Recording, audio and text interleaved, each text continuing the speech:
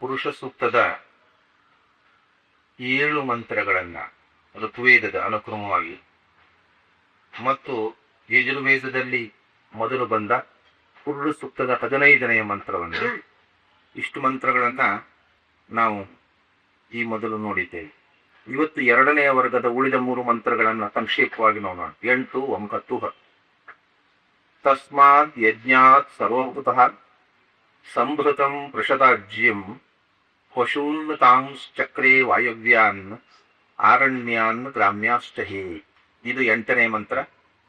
ತಸ್ಮಾದ್ ಯಜ್ಞಾತ್ ಸರ್ವಭೂತಃ ರುಚಃ ಸಾಮಾನಿ ಜಜ್ಞಿರೇ ಛಂದಾಂಸಿ ಜಜ್ಞಿರೇ ತಸ್ಮಾತ್ ಯಜುಸ್ತಸ್ಮಾದ್ ಅಜಾಯತ ಅನ್ನತಕ್ಕಂಥದ್ದು.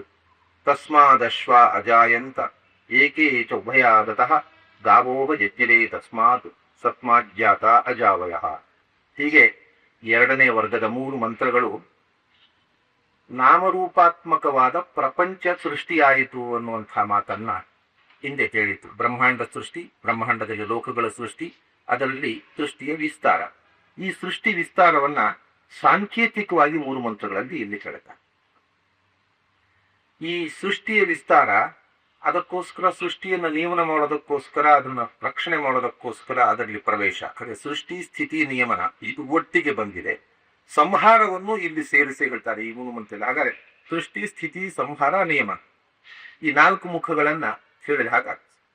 ತಸ್ಮಾತ್, ಇದರಲ್ಲಿ ಮೊದಲನೆಯದ್ದು ತಸ್ಮಾತ್ ಯಜ್ಞಾತ್ ಸರ್ವಭೂತಃ ಸಂಭೃತಂ ಪೃಷದಾಜ್ಯಂ, ಇದು ಋಗ್ವೇದದ ಪಾಠ. ಪಶೂನ್ ತಾಂಶ್ಚಕ್ರೇ ವಾಯು, ಇಲ್ಲಿ ಪಶೂನ್ ತಾನ್ ಅನ್ನುವಲ್ಲಿ ನಿಜವಾಗಿ ಸಂಸ್ಕೃತ ವ್ಯಾಕರಣ ಅಂದ್ರೆ ಪಾಣಿನೀಯ ವ್ಯಾಕರಣದ ಪ್ರಕಾರ ಪಶೂಸ್ತಾಂಶ್ಚಕ್ರೇ ಅಂತಾಗುತ್ತೆ. ಹಾಗೆ ಕೇಳ್ತಾರೆ ಕೆಲವರು, ಹಾಗೆ ಹೇಳುವುದು ತಪ್ಪು. ಋಗ್ವೇದದ ಪಾಠ ಹಾಗಲ್ಲ. ಪಶೂನ್ ತಾಂಶ್ಚಕ್ರೆ, ಪಶೂಸ್ತಾನ್ ಅಂತ ಸಂಧಿ ಮಾಡಿ ಹೇಳಬಾರ್ದು, ಅದನ್ನ ವಿಸಂಧಿಯಾಗಿ ಹೇಳಿ ಪಶು ಆರಣ್ಯಾನ್ ಪ್ರಾಜ್ಞಾಪ್ತೇ ಅನ್ನತಕ್ಕಂಥ ಋಗ್ವೇದದ ಪಾಠ. ಯಜುರ್ವೇದದ ಪಾಠದಲ್ಲಿ ಸಂಧಿಯಾಗಿದೆ. ಯಜುರ್ವೇದ ಪಾಠದಲ್ಲಿ ಪಶೂಸ್ತಾಂಶ್ಚಕ್ರೇ ವಾಯವ್ಯಾನ್ ಆರಣ್ಯಾನ್ ಗ್ರಾಮ್ಯಾಪ್ತೇ ಅಂತ. ಶುಕ್ಲ ಯಜುರ್ವೇದದ ಪಾಠದಲ್ಲಿ ಸಂಭೃತಂ ಪೃಷದಾದ್ಯಂ, ಪೂರ್ವಾರ್ಧದಲ್ಲಿ ಏನು ವ್ಯತ್ಯಾಸ ಇಲ್ಲ. ಪಶೂಸ್ತಾಂಶ್ಚಕ್ರೇ ವಾಯವ್ಯಾ ನಾರಣ್ಯ ಗ್ರಾಮ್ಯಾಶ್ಚಯೇ, ವಾಯವ್ಯಾಹ ನಾರಣ್ಯಾಹ ಗ್ರಾಮ್ಯಾಹ ಅಂತ. ಆರಣ್ಯಾನ್ ಅಂತಿಲ್ಲ, ಆರಣ್ಯಾಹ ಪ್ರಥಮ ಬಹುವಚನದಲ್ಲಿದೆ. ಇಷ್ಟು ಪಾಠಭೇದಗಳು ಈ 8ನೇ ಮಂತ್ರದಲ್ಲಿ. ಇದ್ರಲ್ಲಿ ಏನ್ ಹೇಳ್ತಾರೆ ಅಂದ್ರೆ ತಸ್ಮಾತ್ ಯಜ್ಞಾತ್ ಸರ್ವಭೂತಃ, ಎಲ್ಲವನ್ನು ಅಂದ್ರೆ ಹಿಂದೆ ಹೇಳಿದರು ಪುರುಷನನ್ನೇ ಪಶುವಾಗಿ ಕೊಟ್ಟದ್ದು. ಪುರುಷ ಅಂದರೆ ಒಬ್ಬೊಬ್ಬ ಪುರುಷನೂ ತನ್ನನ್ನು ಪಶುವಾಗಿ ಕೊಟ್ಟಾಗ ಇದೇ ಸಂಹಾರವನ್ನು ಹೇಳುವಂತಹದ್ದು. ಯಾವ ಭಗವಂತನಲ್ಲಿ ಸರ್ವವೂ ಹೋಮಿಸಲ್ಪಡುತ್ತದೋ ಸಂಹಾರ ಕಾಲದಲ್ಲಿ ಅಂತಹ ಭಗವಂತ ಸರ್ವಭೂತ. ಯಾವ ಭಗವಂತನಿಗಾಗಿ ಸರ್ವಸ್ವದ ಹೋಮ ನಡೆಯುತ್ತದೋ, ಸರ್ವಸ್ವ ಅರ್ಪಣೆ ಅಂಥ ಹೋಮವು ಸರ್ವಭೂತ. ಯಾವ ಸಾಧಕ ಸರ್ವಸ್ವನು ಭಗವಂತನಿಗೆ ಅರ್ಪಣೆ ಮಾಡ್ತಾನೋ ಅಂಥ ಸಾಧಕನೂ ಸರ್ವಭೂತ. ಸರ್ವಭೂತ ಅಂದ್ರೆ 3 ಅರ್ಥ ಆಯ್ತಿದೆ. ಸರ್ವಸ್ವವನ್ನು ಭಗವಂತನಿಗೆ ಅರ್ಪಿಸುವ ಸಾಧಕ, ಸರ್ವಸ್ವವನ್ನು ಭಗವಂತನಿಗೆ ಅರ್ಪಿಸುವಂಥ ಯಜ್ಞ, ಸರ್ವಸ್ವವನ್ನು ತಾನು ಸ್ವೀಕರಿಸುವ, ಸರ್ವಸ್ವವನ್ನು ಕಬಳಿಸುವ ಭಗವಂತ. ಅದರಿಂದ ಸರ್ವಭೂತಾದ ಯಜ್ಞ ಅಂತಂದ್ರೆ ಈ ಮಾನಸ ಯಜ್ಞ. ಅಂಥ ಮಾನಸ ಯಜ್ಞವನ್ನು ಮಾಡತಕ್ಕಂಥ ಯಜಮಾನ ಮತ್ತು ಆ ಮಾನಸ ಯಜ್ಞದಲ್ಲಿ ಪೂಜ್ಯನಾದ ಆರಾಧ್ಯನಾಗಿರತಕ್ಕಂಥ ಭಗವಂತ. ಅರ್ಥಾತ್ ತಸ್ಮಾತ್ ಯಜ್ಞಾತ್, ಆ ಸರ್ವವನ್ನು ಅಂತ್ಯ ಸಂಹಾರ ಕಾಲದಲ್ಲಿ ಕಬಳಿಸ್ತಕ್ಕಂಥ ಭಗವಂತನಿಂದಲೇ ಸರ್ವವೂ ಸೃಷ್ಟಿಯಾಯಿತು. ಆ ಭಗವಂತನನ್ನು ಆರಾಧನೆ ಮಾಡಿದ ಚತುರ್ಮುಖನಿಂದಲೇ ಸರ್ವವೂ ಸೃಷ್ಟಿಯಾಯಿತು. ಸೃಷ್ಟಿಗೆ ಪೋಷಕವಾಗಿ ಸರ್ವವನ್ನು ಭಗವಂತನಿಗೆ ಹೋಮಿಸಿದಂಥ ಈ ಮಾನಸ ಯಜ್ಞದಿಂದಲೇ ಸೃಷ್ಟಿಯ ವಿಸ್ತಾರ ಆಯಿತು. ಆಮೇಲೆ ಇನ್ನೂ ಒಂದು ಅಪೂರ್ವವಾದ ವಿಷಯ ಈ ಸರ್ವಭೂತ ಅನ್ನೋ ಶಬ್ದವಿದೆ. ಹುತು ಅಂದ್ರೆ ಹೋಮ ಅಂದ್ರೆ ಆಹ್ವಾನ, ಹೂಯತೆ ಆಭೂಯತೆ ಸರ್ವೈಹಿ ಅಪಿ ಪದೈ. ಸರ್ವಹುತು ಅಂದ್ರೆ ಭಗವಂತ ಎಲ್ಲವನ್ನೂ ಯಾರಿಗೋಸ್ಕರ ಹೋಮಿಸ್ತೇವೋ ಅವನು ಅಂತಂದು. ಅಂದ್ರೆ ಯಾವ ದೇವರ ಹೆಸರಿನಲ್ಲೇ ನಾವು ಯಜ್ಞ ಯಾಗಗಳನ್ನು ಮಾಡೋಣ. ಅಹಂ ಹಿ ಸರ್ವಯಜ್ಞಾನಾಂ ಭೋಕ್ತಾಚ ಪ್ರಭುರೇವಚ. ಯಾವ ಯಜ್ಞವೇ ಮಾಡಿ, ಅದು ಗಣಹೋಮ ಇರಬಹುದು, ದುರ್ಗಾ ಕೃತುಷತಿ ಇರಬಹುದು, ಇದು ಅಥವಾ ರುದ್ರನಿಗೆ ಇರಬಹುದು, ಅಥವಾ ಗಣಪತಿಗೆ ಅಥವಾ ವಾಯುವಿಗೆ ಅಥವಾ ಇಂದ್ರನಿಗೆ ಇಂದ್ರ ಸ್ವಾಹ ಅಂತ ಹೇಳ್ಬಹುದು, ಅಗ್ನೇ ಸ್ವಾಹ ಅಂತ ಹೇಳ್ಬಹುದು, ವಾಯುವೇ ಸ್ವಾಹ ಅಂತ ಹೇಳ್ಬಹುದು, ಮಿತ್ರಾವರುಣ ಸ್ವಾಹ, ಯಾವ ಹೆಸರಿನಿಂದಲೇ ಕರೀರಿ. ಸರ್ವೈಹಿ ಪದೈಹಿ ಎಲ್ಲ ಶಬ್ದಗಳಿಂದ ಯಾರು ಕರೆಯಲ್ಪಡುತ್ತಾನೋ ಅವನು ಸರ್ವರು. ಅಂದ್ರೆ ಸರ್ವಶಬ್ದ ವಾಚ್ಯತ್ವ ಕೇಳಿದಾಗ ತಸ್ಮಾತ್ ಯಜ್ಞಾತ್ ಸರ್ವಹುತಃ, ಎಲ್ಲ ಶಬ್ದಗಳಿಂದ ಕರೆಯಲ್ಪಡುವವ, ಎಲ್ಲ ಯಾಗಗಳಿಂದ ಆರಾಧಿಸಲ್ಪಡುವವ, ಆಮೇಲೆ ಎಲ್ಲರಿಂದ ಆರಾಧಿಸಲ್ಪಡುವವ, ಎಲ್ಲವನ್ನು ಕಬಳಿಸುವವ. ಆದ್ದರಿಂದ ಸರ್ವಹುತ್ತಾದ ಭಗವಂತನಿಂದ, ಅವನಿಗೋಸ್ಕರ ಸರ್ವವನ್ನು ಹೋಮ ಮಾಡಿರ್ತಕ್ಕ ಯಜಮಾನನಾದ ಚತುರ್ಮುಖನಿಂದ, ಅವನು ಮಾಡಿದ ಸರ್ವವನ್ನು ಭಗವಂತನಿಗೆ ಹೋಮಿಸುವಂತಹ ಯಜ್ಞದ ಮೂಲಕ ಸೃಷ್ಟಿಯ ವಿಸ್ತಾರ ಆಯಿತು. ಮೊದಲು ಏನು ಸೃಷ್ಟಿಯಾಯಿತು? ಸಂವೃತಂ ಪೃಷರಾಜ್ಯಂ. ಮೊದಲು ಪೃಷರಾಜ್ಯಂ ಸಂವೃತಂ ಒಂದು. ಅಂದ್ರೆ ಪೃಷತ್ ಅಂದ್ರೆ ಮೊಸರು, ಆಜ್ಯ ಅಂದ್ರೆ ತುಪ್ಪ. ತುಪ್ಪ ಮೊಸರು ಸೃಷ್ಟಿಯಾಯಿತು. ತುಪ್ಪ ಮೊಸರು ಸೃಷ್ಟಿ ಅಂತ ಅನ್ನತಕ್ಕಂಥದ್ದು ಮೇರು ನೋಟದಲ್ಲಿ ಕಾಣತಕ್ಕಂಥ ತುಪ್ಪ ಮೊಸರಿನ ಸೃಷ್ಟಿ ಎಂಬುದು ಸಾಮಾನ್ಯವಾಗಿ ಇದು ಯಜ್ಞದ್ರವ್ಯ. ಇದು ಯಜ್ಞ ಅಂತ ಅನ್ನುವಾಗ ಯಜ್ಞದ ಸಂಕೇತಕ್ಕೋಸ್ಕರ ಈ ಶಬ್ದಗಳನ್ನು ಬಳಸಿದ್ದಾರೆ. ಹಿಂದೆಯೂ ಯಜ್ಞದಲ್ಲಿ ಸಮಿತು ಅಂದ್ರೆ ಏನು, ಬೇರೆ ಸಮಿತಿಗಳು ಬೇರೆ, ಪರಿಧಿಗಳು ಬೇರೆ. ಯಜ್ಞದಲ್ಲಿ ತುಪ್ಪ ಮೊಸರು ಅನ್ನತಕ್ಕಂಥದ್ದು ಪಂಚ ದ್ರವ್ಯಗಳಲ್ಲಿ ಸೇರಿದ್ದು ಯಜ್ಞದಲ್ಲಿ ಪ್ರಧಾನ ದ್ರವ್ಯ ಅದು. ಆದ್ರಿಂದ ಪೃಷದ್ ಆಜ್ಯ ಅಂದ್ರೆ ದಧಿರಾಜ್ಯ. ಪೃಷದಾಜ್ಯ ಅಂತ ಒತ್ತಿ ಹೇಳುವಾಗ ಮೊಸರಿಗೆ ತುಪ್ಪವನ್ನ ಬೆರೆಸಿ ದಧಿ ಸಂಪೃಕ್ತಂ ಆಜ್ಯಂ ಪೃಷದಾಜ್ಯಂ ಅಂತ. ಅದಕ್ಕೆ ಪೃಷಾತಕಂ ಪೃಷದಾಜ್ಯಂ ದಧ್ಯಾಜ್ಯಂ ಇತಿ ಕಥೆ ಅಂತ. ಪೃಷಾತಕ ಪೃಷದಾಜ್ಯ ಅಂತ ಹೆಸರು. ಅದಕ್ಕೆ ದಧಿ ಮಿಶ್ರಿತವಾದಂಥ ಅಂದ್ರೆ ಮೊಸರು ಮತ್ತು ತುಪ್ಪವನ್ನ ಬೆರೆಸಿ ಇದನ್ನು ಆಹಾರವಾಗಿ ಯಜ್ಞಶೇಷವಾಗಿ ಹಿಂದೆ ತಗೊಳ್ತಿದ್ರು. ಸಾಮಾನ್ಯವಾಗಿ ಈ ಎರಡನ್ನ ಮಿಶ್ರಣ ಮಾಡುವಂತಹದ್ದು ನಮ್ಮಲ್ಲಿ ತುಪ್ಪ ಅನ್ನ ಮೊಸರನ್ನ ಅಂತ ಬೇರೆ ಬೇರೆ. ಆದ್ರೆ ಇದು ತುಪ್ಪ ಅನ್ನ ಮತ್ತು ಮೊಸರನ್ನ ಅಲ್ಲ, ಮೊಸರು ತುಪ್ಪ ಅನ್ನ. ಮೊಸರು ಮತ್ತು ತುಪ್ಪ ಇದು ಎರಡನ್ನ ಬೆರೆಸಿ ಅದನ್ನು ಆಹಾರವಾಗಿ ಮತ್ತು ಯಜ್ಞಶೇಷವಾದ ಪ್ರಸಾದವಾಗಿ ಸ್ವೀಕಾರ ಮಾಡಬೇಕು. ಅದನ್ನ ಪೃಷದಾಜ್ಯ ಅಂತ ಕರೀತಾರೆ. ಇದು ಯಜ್ಞದ ಮುಖ. ಮಾನಸ ಯಜ್ಞದಲ್ಲಿ ಸೃಷ್ಟಿಯಲ್ಲಿ ಆಗುವಾಗ ಪೃಷತ್ತು ಮತ್ತು ಆಜ್ಯ ಅಂತಂದ್ರೆ ತುಪ್ಪ ಮತ್ತು ದಧಿ ಮಿಶ್ರಿತವಾಗಿರ್ತಕ್ಕಂಥದ್ದು ಅಂತಂದ್ರೆ ಇದು ಬಹಳ ಒಂದು ಅಪೂರ್ವವಾದಂತಹ ಆತ್ಮ. ಪೃಷದಾಜ್ಯ ಅಂದ್ರೆ ಶುಕ್ರ ಶೋಣಿತದ ಮಿಶ್ರಣದಿಂದ ಆಗತಕ್ಕಂಥ ಗರ್ಭಕ್ಕೆ ಮೂಲಭೂತವಾಗಿರತಕ್ಕಂಥ ದ್ರವ್ಯ. ರೇತಸ್ಸು ಪುರುಷ ವೀರ್ಯವನ್ನ ಪೃಷದಾಜ್ಯ ಅಂತ ಹೇಳ್ತಾರೆ. ಅದದ್ದು ಸ್ತ್ರೀಯರ ಶುಕ್ರದಿಂದ ಸಂಪರ್ಕವಾದಾಗ ಇಡೀ ಸೃಷ್ಟಿ ಸಂಹೃತವಾಯಿತು. ಪೃಷದಾಜ್ಯ ಯಾಕೆಂದ್ರೆ ಆಜ್ಯ ಅಂದ್ರೆ ತುಪ್ಪ ಅಂದ್ರೆ ನಿಜವಾಗಿ ಹೋಮದಲ್ಲಿ ಆಜ್ಯ ಹಾಕುವುದು ಕೂಡ ರೇತಸ್ಸಿನ ಸ್ಥಾನದಲ್ಲಿ. ಕುಂಡದಲ್ಲಿ ರೇತಸ್ಸನ್ನ ನಿಕ್ಷೇಪ ಮಾಡುವುದೇ ಗರ್ಭಾಧಾನ ಅಂತ ಸಂಕೇತ. ಯಜ್ಞದಲ್ಲಿ ತುಪ್ಪ ಹೊಯ್ಯುವುದು ಅಂತಲ್ಲ, ಅದು ರೇತಸ್ಸನ್ನು ತುದಿಯುವಂತಹ ಸಂಕೇತ, ಸೃಷ್ಟಿಯ ಸಂಕೇತ. ಹಾಗಾಗಿ ತುಪ್ಪ ಅನ್ನೋದು ರೇತಸ್ಸಿನ ಸಂಕೇತ.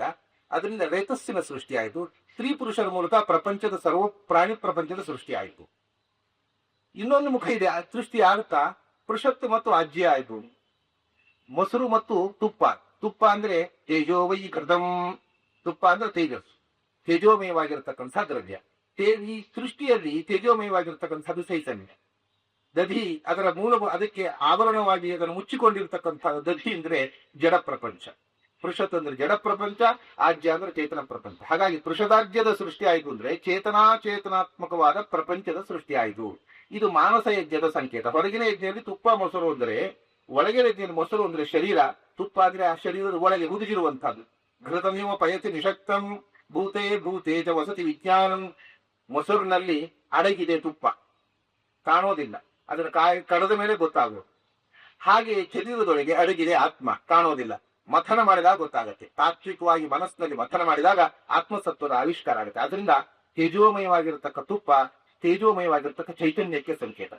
ಅದನ್ನು ಮುಚ್ಚಿರತಕ್ಕಂಥದ್ದು, ಆವರಣವಾಗಿ ಹೊರಕ್ಕೆ ಕಾಣುವಂತಹದ್ದು ಶರೀರ, ಅದು ದತಿ ಮೊಸರು. ಮೊಸರು ತುಪ್ಪ ಅಂದ್ರೆ ಜಡವಾದ ಶರೀರ ಮತ್ತು ಚೇತನವಾಗಿರ್ತಕ್ಕಂಥ ಆತ್ಮ. ಚೇತನಾತ್ಮಕವಾದ ಪ್ರಪಂಚದ ಸೃಷ್ಟಿಯಾಯಿತು. ಚೇತನದ ಸೃಷ್ಟಿ ಅಂದ್ರೆ ಅದಕ್ಕೆ ಅಚೇತನದ ಕವಚ ಕೊಡುವುದೇ. ಆದ್ರಿಂದ ಆಜ್ಯಕ್ಕೆ ಪೃಷತ್ ಬರುವುದೇ, ಮೊಸರಿನ ಒಳಗೆ ಆಜ್ಯ ಹುದುಗಿರುವುದೇ ಸೃಷ್ಟಿ. ಅದನ್ನ ಪೃಷದಾಜ್ಯಂ ಅನ್ನುವಂತಹ ಶಬ್ದ ಬಹಳ ಸುಂದರವಾಗಿ ಸಂಕೇತಿಸ್ತದೆ. ಹೀಗೆ ಚೇತನಾತ್ಮಕವಾದ ಪ್ರಪಂಚದ ಸೃಷ್ಟಿಯಾಯಿತು. ಇಡೀ ಸೃಷ್ಟಿಯನ್ನ ಒಂದು ಶಬ್ದದಿಂದ ಹೇಳಿಬಿಟ್ಟು ಆಮೇಲೆ ಮತ್ತೆ ವಿಸ್ತಾರ ಮಾಡಿದ್ರು. ಪಶೂಂತಾಂಶ್ಚಕ್ರೆ ವಾಯುವ್ಯಾನ್ ಅರಣ್ಯಾನ್ ಗ್ರಾಮ್ಯಾಸ್ತೆ. ಅಂದ್ರೆ ಪಶುಗಳ ಸೃಷ್ಟಿಯಾಯಿತು. ಯಾಕಂದ್ರೆ ಸಾಮಾನ್ಯವಾಗಿ ಸೃಷ್ಟಿಯ ಆರಂಭ ಮನುಷ್ಯರಿಂದ ಆದದ್ದಲ್ಲ.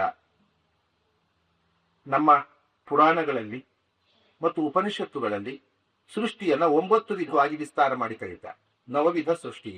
ಈ ನವವಿಧ ಸೃಷ್ಟಿಯಲ್ಲಿ ಮೊಟ್ಟ ಮೊದಲು ಸೃಷ್ಟಿಯಾದದ್ದು ಮನುಷ್ಯ ಅಲ್ಲ, ಕೊನೆಗ ಸೃಷ್ಟಿಯಾದದ್ದು ಮನುಷ್ಯ. ಅಂದ್ರೆ ಇದು ಭಾರತೀಯ ಔಪನಿಷದವಾದಂಥ ಥಿಯರಿ ಆಫ್ ಇವಲ್ಯೂಷನ್. ಮನುಷ್ಯನ ಸೃಷ್ಟಿಯಲ್ಲ, ಮೊದಲು ಜಲಚರಗಳ ಸೃಷ್ಟಿ, ಪ್ರಾಣಿಗಳ ಸೃಷ್ಟಿ, ಆ ಪ್ರಾಣಿಗಳಿಂದ ಪ್ರಾಣಿಗಳಲ್ಲಿ ಮತ್ತೆ ಸಂಸ್ಕೃತವಾದ ಪ್ರಾಣಿಗಳು, ಮೊದಲು ಕಾಲಿಲ್ಲದ ಪ್ರಾಣಿಗಳು, ಪ್ರಾಣಿಗಳಲ್ಲಿ ಈ ವಿಭಾಗ ಶಾಸ್ತ್ರಕಾರಿ ಮಾಡ್ತಾರೆ, ಅಪದಗಳು, ಕಾಲಿಲ್ಲದ ಪ್ರಾಣಿಗಳು, ಅಲ್ಲಿ ಜಲದ ಮೀನು ಮುಂತಾದವುಗಳು.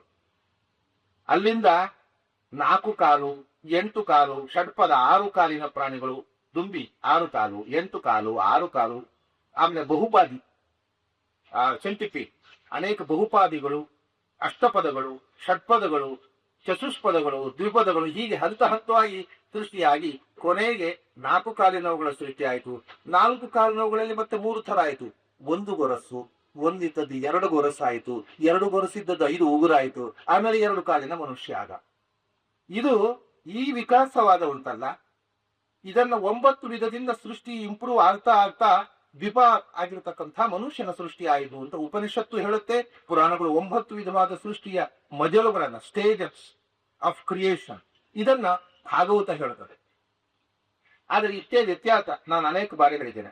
ವಿಕಾಸವಾದ ಅನ್ನೋದು ಇವತ್ತು ಅರ್ವಾಚೀನವಾಗಿರತಕ್ಕಂಥದ್ದು ಡಾರ್ವಿನ್ನನ ವಿಕಾಸವಾದಕ್ಕೂ ಪುರಾಣದ ವಿಕಾಸವಾದಕ್ಕೂ ಏನು ಅಂದ್ರೆ, ಮಂಗನ ಸೃಷ್ಟಿಯಾದ ಮೇಲೆ ಮನುಷ್ಯನ ಸೃಷ್ಟಿ ಆಯಿತು ಅನ್ನುವುದನ್ನ ಪುರಾಣ ಒಪ್ಪುತ್ತೆ, ಆದರೆ ಮಂಗನೇ ಮನುಷ್ಯ ಆದ ಅನ್ನುವುದನ್ನು ಒಪ್ಪುವುದಿಲ್ಲ.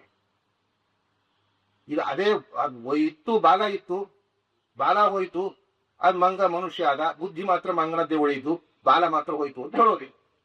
ಇಷ್ಟು ವ್ಯತ್ಯಾಸ. ಈ ರೀತಿ ಆದ್ರಿಂದ ಮೊದಲು ಸೃಷ್ಟಿ ಹೇಳುವಾಗ ಯಾವಾಗಲೂ ಪ್ರಾಣಿ ಸೃಷ್ಟಿಯನ್ನು ಹೇಳುತ್ತಾರೆ. ಪ್ರಾಣಿ ಸೃಷ್ಟಿಯೇ ಪ್ರಾರಂಭದ ಸೃಷ್ಟಿ.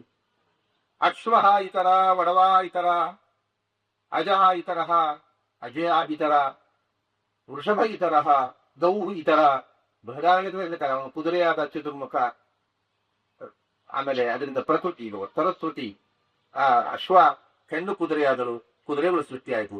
ಅವನು ಆಡಾದ, ಆಡುಗಳು ಸೃಷ್ಟಿಯಾಯಿತು. ಅವನು ಬೇರೆ ಬೇರೆ ಪ್ರಾಣಿಗಳ ರೂಪ ಧಾರಣೆ ಮಾಡಿ ಬೇರೆ ಬೇರೆ ಪ್ರಾಣಿಗಳನ್ನು ಸೃಷ್ಟಿ ಮಾಡಿದ ಅಂತ. ಪ್ರತಿಯೊಂದು ಪ್ರಾಣಿಗಳ ಸೃಷ್ಟಿಗೂ ಅಂಥ ರೂಪದಿಂದ ತಾನು ಮೊದಲು ಆ ರೂಪ ಧಾರಣೆ ಮಾಡಿ ಅಲ್ಲಿಂದ ಆ ಪ್ರಾಣಿಗಳ ಸೃಷ್ಟಿಯನ್ನು ಮಾಡಿದ ಅಂತ ಹೇಳಿಕೊಂಡು ಬೃಹದಾರಣ್ಯ ಕಥೆಗಳು.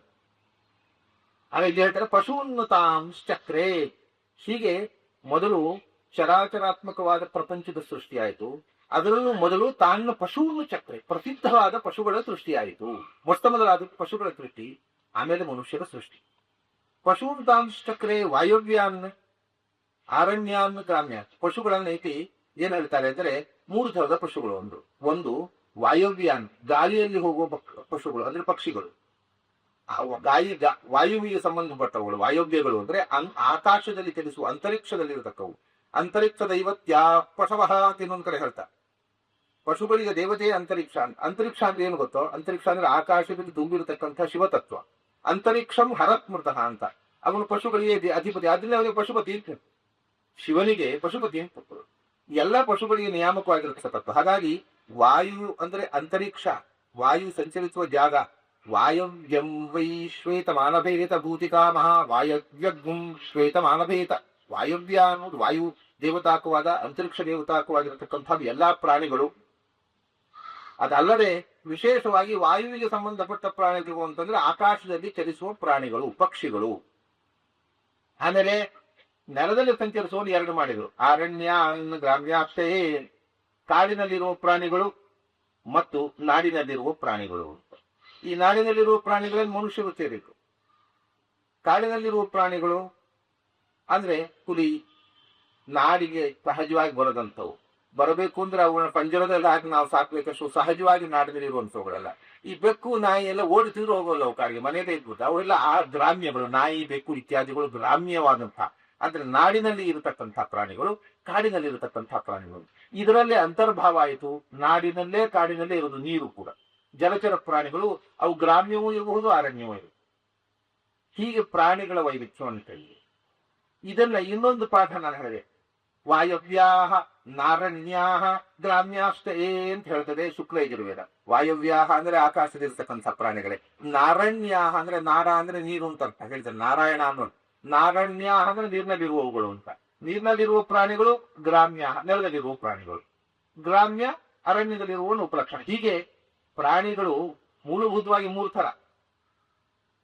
ಆಕಾಶದಲ್ಲಿರುವವು, ನೀರಿನಲ್ಲಿರುವವು, ಮಣ್ಣಿನಲ್ಲಿರುವವು ಅಂತ. ಪೃಥ್ವಿ, ಅಪ್ಪು, ಆಕಾಶ. ಆಕಾಶದಲ್ಲಿರುವ ಪ್ರಾಣಿಗಳು, ನೀರಿನಲ್ಲಿರುವ ಪ್ರಾಣಿಗಳು ಮತ್ತು ಮಣ್ಣಿನಲ್ಲಿ ನೆಲದಲ್ಲಿರುವ ಪ್ರಾಣಿಗಳು. ನೆಲದಲ್ಲಿರುವ ಪ್ರಾಣಿಗಳು 2 ಥರ. ಗ್ರಾಮ್ಯ ಮತ್ತು ಅರಣ್ಯ ಅಂತ, ಕಾಡಿನಲ್ಲಿರುವವು ನಾಡಿನಲ್ಲಿರುವವು ಅಂತ. ಅವು ಮತ್ತೆ ಪುನಃ ಇಷ್ಟು ವಿಧ, ಪಂಚವಿಧ ಆಗ್ತವೆ. ಬಹುಪಾದ, ಅಷ್ಟಪಾದ, ಷಟ್ಪಾದ, ಚತುಷ್ಪಾದ, ದ್ವಿಪಾದ ಅಂತ ಪಂಚವಿಧ ಆಗ್ತವೆ. ಆ ಚತುಷ್ಪಾದಗಳಿಂದ ಪ್ರಾಯ ಮತ್ತೆ ಅವುಗಳಲ್ಲಿ ವಿಭಾಗ 3 ವಿಧ. ಒಂದು ಶಪ, ಒಂದು ಗೊರಸು, 2 ಗೊರಸು, 5 ಬೆರಳು. ಆ 5 ಬೆರಳಿನಿಂದ ಮತ್ತೆ ಮನುಷ್ಯ. ದ್ವಿಪಾದ, ದ್ವಿಪಾದ ಪೂರ್ತಿ ಪಂಚನಖ. ಈ 1 ಗೊರಸು 2 ಗೊರಸಲ್ಲಿ ಒಂದು ವಿಚಿತ್ರ ಮಾಡಿದ್ದಾನೆ ಭಗವಂತ. ಏನು ಅಂದ್ರೆ ಉಭಯತೋದತ ಅಂತ, 2 ಕಡೆ ಹರಿದಿರುವಂತ ದವಡೆಯಲ್ಲಿ 2 ಕಡೆ, ಮೇಲೆ ಕೆಳಗೆ 2 ಕಡೆ ಹರಿದಿರುವವು, ಕೆಳಗೆ ಮಾತ್ರ ಹರಿದಿರುವ ಪ್ರಾಣಿಗಳು ಅಂತ. ಯಾವುದಕ್ಕೆ 1 ಗೊರಸೋ ಅದಕ್ಕೆ 2 ಕಡೆ ಹಲ್ಲು, ಯಾವುದಕ್ಕೆ 2 ಗೊರಸೋ ಅದಕ್ಕೆ 1 ಕಡೆ ಕಲ್ಲು. ಹೀಗೆಲ್ಲ ಅರೇಂಜ್ಮೆಂಟ್. ಇದನ್ನೆಲ್ಲ ನೋಡಿ ಸೃಷ್ಟಿಯ ವೈಚಿತ್ರ್ಯವನ್ನು ಅನುಸಂಧಾನ ಮಾಡಬೇಕು ಅಂತ ಇದನ್ನು ಹೇಳಿದ್ದಾರೆ. ನಮ್ಗೇನಾಗ್ಬೇಕ್ರಿ, ದನಕ್ಕೆ ದವಡೆಯಲ್ಲಿ ಎಷ್ಟು ಹಲ್ಲು, ಕುದುರೆಗೆ ಎಷ್ಟು ತಿಳ್ಕೊಂಡು ಏನಾಗಬೇಕು ಹೇಳಿದೆ. ಬಹುಚಿತ್ರ ಜಗತ್ ಬಹುಧಾಕರಣಾತ್ ಪರಶಕ್ತಿ. ಎಂಥ ವೈಚಿತ್ರ್ಯ ಇದೆ ಸಿಟ್ಟು. ಈ ಅಬ್ಸರ್ವೇಷನ್ ಮಾಡಿದ್ರೆ ಭಗವಂತನ ಮಹಿಮೆಯನ್ನು ಗೊತ್ತಾಗತ್ತೆ ನಿಮಗಂತ. ಕುದುರೆ ದವಡೆಯಲ್ಲಿ ಹಲ್ಲು ಎಷ್ಟಿದೆ ನೋಡಿದ್ದೀರೇನು? ದನದ ದವಡೆ ಅದು 1 ಕಡೆ ಇರೋದು, 2 ಕಡೆ ಇರೋದು, 2 ಗೊರಸಿದ್ದಕ್ಕೆ 1 ಕಡೆ ಇರೋದು, 1 ಗೊರಸಿದ್ದಕ್ಕೆ 2 ಕಡೆ ಇರೋದು. ಈ ವ್ಯವಸ್ಥೆಗಳನ್ನ ಹೇಗೆ ಎಷ್ಟು ಒಂದು ಸೂಕ್ಷ್ಮವಾದಂತಹ ಸೃಷ್ಟಿಯ ವೈಚಿತ್ರ್ಯಗಳಿವೆ ಅಂದ್ರೆ ಇದನ್ನ ನಾವು ಗಮನಿಸುವುದಕ್ಕೆ. ಯಾಕೆಂದ್ರೆ ಇಂಥ ವಿಚಿತ್ರವಾದ ಸೃಷ್ಟಿಯನ್ನು ಮಾಡಿದವ ಭಗವಂತ ಅನ್ನೋ ಉಪಾಸನೆಗೋಸ್ಕರ ಇದನ್ನು ತಿಳ್ಕೋಬೇಕು. ಸೃಷ್ಟಿಯ ಈ ಅದ್ಭುತಗಳನ್ನ ನಮ್ಮ ಮುಂದೆ ತೆರೆದಿಡುತ್ತೆ ಈ ಮಂತ್ರ. ಮೊದಲು ಹೇಳಿದ್ರು ಸಂಭೃತಂ ಪುಷದ ಪಶೂಂತಾಂ ಚಕ್ರೇ ವಾಯವ್ಯಾನ್ ಅರಣ್ಯಾನ್ ಗ್ರಾಮ್ಯಾಶ್ರಯೇ. ಇದಾದ ಮೇಲೆ ಮನುಷ್ಯರು ಪಶುಗಳಲ್ಲಿ ಸೇರಿದ್ರು ಅಂತ ಹೇಳಿದ್ರಲ್ಲ, ಮನುಷ್ಯರಲ್ಲಿ 2 ವಿಧ ಹೇಳ್ತಾರೆ. ಅವರೆಲ್ಲರೂ ವಾಯವ್ಯರು, ಅಂದ್ರೆ ವಾಯುತತ್ವದ ಮೂಲಕ ಬದುಕುವವರು. ವಾಯುತತ್ವದ ಮೂಲಕ ಯಾಕೆಂದ್ರೆ ಜೀವನಿಗೂ ಪರಮಾತ್ಮನಿಗೂ ಮಾಧ್ಯಮ ವಾಯುತತ್ವ. ತತ್ವಿನ್ ಅಪೋಮಾತ ವಿಶ್ವಾದಧಾತಿ. ನಾವು ಮಾಡಿರತಕ್ಕ ಕರ್ಮಗಳನ್ನ ಭಗವಂತನಿಗೆ ಅರ್ಪಿಸುವ ಪ್ರಾಣತತ್ವ. ಆದ್ದರಿಂದ ಎಲ್ಲರೂ ವಾಯವ್ಯರು. ಜೀವ ಸಾಮಾನ್ಯ ಉಸಿರಾಡುವವರೆಲ್ಲ, ಯಾಕಂದ್ರೆ ನಮ್ಮ ಉಸಿರಿನ ಮೂಲಕ 21,600 ಹಂಸವಂತ ಜಪ ಮಾಡತಕ್ಕವರು ವಾಯುದೇವರು. ಅದರಿಂದ ಎಲ್ಲರೂ ವಾಯುವ್ಯರು, ಗೊತ್ತಿದ್ದು ಗೊತ್ತಿಲ್ಲದೆ. ಕೆಲವರಿಗೆ ವಾಯುವ್ಯರು ಗೊತ್ತಿಲ್ಲ, ಕೆಲವರು ತಿಳಿದು ಮಾಡ್ತಾರೆ. ತಿಳಿದೇ ಇರಲಿ, ಈ ಜೀವ ಮಾಡತಕ್ಕಂತಹ ಸಾಧನೆಯನ್ನು ಭಗವಂತನೇ ಮುಟ್ಟಿಸ್ತಕ್ಕಂತಹ ತತ್ವ, ಜೀವಕಲ ಅಭಿಮಾನಿಯಾಗಿರತಕ್ಕಂತಹ ತತ್ವ ವಾಯು ತತ್ವ. ಅದರಿಂದ ಎಲ್ಲರೂ ವಾಯವ್ಯರು. ಆದರೆ ಈ ವಾಯುವ್ಯರಾದ ಮನುಷ್ಯರಲ್ಲಿ 2 ವಿಧ. ಯಾರು? ಗ್ರಾಮ್ಯರು, ಅರಣ್ಯರು. ಅರಣ್ಯರು ಅಂದ್ರೆ ನಿವೃತ್ತ ಜೀವಿಗಳು, ಕಾಡಿನಲ್ಲಿದ್ದು ತಪಸ್ಸು ಮಾಡ್ತಕ್ಕವರು. ಗ್ರಾಮ್ಯರು ಅಂದ್ರೆ ಗ್ರಾಮ್ಯ ಭೋಗದಲ್ಲಿ ಸಂಸಾರದಲ್ಲಿ ಆಸಕ್ತರಾದವರು. ಹೀಗೆ ಪ್ರವೃತ್ತಿ ಮಾರ್ಗದಲ್ಲಿ ತೊಡಗಿರ್ತಕ್ಕಂಥ ಸಂಸಾರಿಗಳು, ನಿವೃತ್ತಿ ಮಾರ್ಗದಲ್ಲಿ ತೋರಿಸತಕ್ಕಂಥ ಮುಕ್ತಿ ಸಾಧಕರು ಅಂತ 2 ಜನ. ಇವರನ್ನು ಅಂಥ ಪಶುಗಳನ್ನು ಸೃಷ್ಟಿ ಮಾಡಿ. ಪಶೂಂತಾಂಶ್ಚಕ್ರೇ ವಾಯುವ್ಯಾನ್ ಅರಣ್ಯಾನ್ ಗ್ರಾಮ್ಯಾಶ್ರಯೇ. ಹೀಗೆ ಪ್ರಾಣಿಗಳನ್ನ ಸಮಸ್ತ ಪ್ರಾಣಿಗಳಾಯ್ತು, ಮನುಷ್ಯರಾಯ್ತು, ಮನುಷ್ಯರಲ್ಲಿ ಸಂಸಾರದಲ್ಲಿ ಆಸಕ್ತರಾದ ಮನುಷ್ಯರು, ಸಂಸಾರದಲ್ಲಿ ವಿರಕ್ತರಾದ ಮನುಷ್ಯರು, ಎಲ್ಲ ಸೃಷ್ಟಿಯೂ ಆಯ್ತು. ಸೃಷ್ಟಿಯಾದ್ಮೇಲೆ ರೂಪಾತ್ಮಕ ಪ್ರಪಂಚದ ಸೃಷ್ಟಿ ಹೇಳಿದ್ಮೇಲೆ ನಾಮಾತ್ಮಕ ಪ್ರಪಂಚದ ಸೃಷ್ಟಿಗಳು. ತಸ್ಮಾತ್ ಯಜ್ಞಾತ್ ಸರ್ವಭೂತಃ ಋತಸ್ತಾಮಾನಿ ಯಜ್ಜಿರೇ ಛಂದಾಂಸಿ ಯಜ್ಜಿರೇ ತಸ್ಮಾತ್ ಯಜುಸ್ತಸ್ಮಾತ್ ಅಜಾಯತ. ಇದರಲ್ಲಿ ಒಂದೇ ರೀತಿ ಪಾಠಾಂತರ. ಅಥರ್ವವೇದ ಮಾತ್ರ ಛಂದಾಂಸಿ ಜತಿರೆ ಅನ್ನೋದು ಯಜುರ್ವೇದ, ಛಂದಾಂಸಿ ಅನ್ನೋದು ಋಗ್ವೇದ. ಅದು ಹೇಳುವಂತಹ ರೀತಿ ವ್ಯತ್ಯಾಸ ಅಷ್ಟೇ. ಅಥರ್ವವೇದ ಮಾತ್ರ ಛಂದೋಹ ಜಜ್ಜಿರೆ ತಸ್ಮಾತ್ ಯಜುಸ್ತಸ್ಮಾತ್ ಅಜಾಯತ ಅಂತ ಅಥರ್ವವೇದ ಪಾಠ. ಇದು ಬಿಟ್ರೆ ಏನು ಪಾಠಾಂತರ ಇಲ್ಲ. ಈ ಹಿಂದಿನ ಮಂತ್ರದಲ್ಲಿ ತಸ್ಮಾತ್ ಯಜ್ಞ ಸರೋಹುತಃ ಸಂಭೃತಂ ಪೃಷದಾಜ್ಯಂ ಪಶೂಂ ತಾಂಸ್ ಚಕ್ರೇ ವಾಯವ್ಯಾನ್ ಆರಣ್ಯಾನ್ ಗ್ರಾಮ್ಯಾಸ್ತೆ. ಇದರಲ್ಲಿ ಎಷ್ಟು ಅಪೂರ್ವ ಶಬ್ದಗಳಿವೆ ಗೊತ್ತೋ. ಸರ್ವಭೂತಃ ಅನ್ನುವಂತಹ ಶಬ್ದ, ಪೃಷದಾಜ್ಯಂ ಅನ್ನುವ ಶಬ್ದ, ಆಮೇಲೆ ವಾಯವ್ಯಾನ್ ಅರಣ್ಯಾನ್ ಗ್ರಾಮ್ಯಾನ್. ಈ 5 ಶಬ್ದಗಳು ಕೂಡ ಇಡೀ ಋಗ್ವೇದದಲ್ಲಿ ಈ ಸೂಕ್ತದಲ್ಲಿ ಬಂದಿಲ್ಲ. ಪುರುಷ ಸೂಕ್ತದಲ್ಲಿ ಮಾತ್ರ ಬಂದ ಶಬ್ದಗಳು. ತಸ್ಮಾದ್ಯಜ್ಞಾತ್ ಸರೋಹುತಃ, ಮುಂದಿನ ಮಂತ್ರದಲ್ಲಿ ಸರ್ವಭೂತಃ ಅನ್ನುವಂಥದ್ದು ಹಿಂದಿನ ಮಂತ್ರದಲ್ಲಿ ಬಂದದ್ದು ಅಪೂರ್ವ ಶಬ್ದ, ಬೇರೆ ಎಲ್ಲಿಯೂ ಪ್ರಯೋಗ ಆಗದ ಶಬ್ದ. ತಸ್ಮಾದ್ಯಜ್ಞಾತ್ ಸರೋಹುತಃ ರುಜತ್ ಸಾಮಾನ್ಯ ಯಜ್ಞರೇ. ಆ ಯಜ್ಞದಿಂದಲೇ, ಭಗವದ್ ಆರಾಧನ ರೂಪವಾದ ಮಾನಸ ಯಜ್ಞದಿಂದಲೇ, ಆ ಯಜ್ಞವನ್ನು ಮಾಡಿದ ಯಜಮಾನವಾದ ಚತುರ್ಮುಖನಿಂದಲೇ, ಆ ಯಜ್ಞದಿಂದ ಆರಾಧ್ಯನಾಗಿರತಕ್ಕಂಥ ಭಗವಂತನಿಂದಲೇ ಇವೆಲ್ಲ ಸೃಷ್ಟಿಯಾಯಿತು. ಯಾವುದೆಲ್ಲ? ರುಚಃ ಸಾಮಾನ್ಯ ಯಜ್ಞರೇ. ಋಗ್ವೇದ ಸೃಷ್ಟಿಯಾಯಿತು, ಸಾಮವೇದ ಸೃಷ್ಟಿಯಾಯಿತು ಅಂದ್ರೆ ಆವಿರ್ಭಾವ ಆಯಿತು ಅಂತ. ಋಗ್ವೇದವನ್ನ ಆವಿರ್ಭಾವಗೊಳಿಸಿದ್ರು, ಯಜುರ್ವೇದ ಮಂತ್ರಗಳ ಆವಿರ್ಭಾವ ಆಯಿತು. ಆಮೇಲೆ ಛಂದಾಂಸಿ ಜಜ್ಜಿರೆ. ಛಂದಸ್ಸುಗಳು ಅಂದ್ರೆ ಮಂತ್ರಗಳನ್ನು ಯಾವ ಋಕ್ಕಿನಲ್ಲಿ ಯಾವ ಛಂದಸ್ಸು ನಡೀತರು. ನೀನು ಹೇಳಿದಲ್ಲ ಗಾಯತ್ರಿ 24 ಅಕ್ಷರ, 28 ಅಕ್ಷರ. ಈ ಮಂತ್ರಗಳಿಗೆ ಅಕ್ಷರ ಸಂಯೋಜನೆ ಮಾಡಿ ಒಂದು ವ್ಯವಸ್ಥಿತವಾಗಿರತಕ್ಕಂಥ ಹೆಸರು ಕೊಟ್ಟರು. ಅಂತಹ ಛಂದಸ್ಸುಗಳ ಸೃಷ್ಟಿಯಾಯಿತು. ಆಮೇಲೆ ಯಜುಸ್ತಸ್ಮಾದ್ ಜಾಯಿತು, ಯಜುರ್ವೇದದ ಸೃಷ್ಟಿಯಾಯಿತು. ಇಲ್ಲಿ ಋಗ್ವೇದ ಸಾಮವೇದ, ನಾವು ಋಕ್ ಯಜುತ್ತು ಸಾಮ ಅಂತೇಳಿ, ಇಲ್ಲಿ ಋಕ್ ಸಾಮ ಯಜುತ್ತು ಅಂತ ಹೇಳಿದ್ರು. ಕಾರಣ ಏನಂದ್ರೆ ಯಜುರ್ವೇದ ಒಂದು ಬೇರೆ ಗುಂಪು, ಋಗ್ವೇದ ಸಾಮವೇದ ಒಂದು ಗುಂಪು. ಯಾಕೆ ಗೊತ್ತಾ?